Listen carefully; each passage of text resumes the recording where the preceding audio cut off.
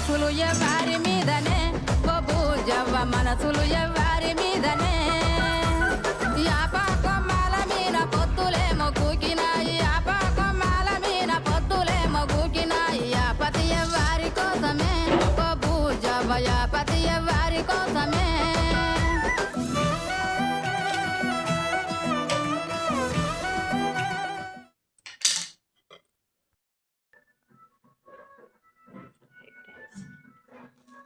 దోశ అయితే తింటున్నా ఫ్రెండ్స్.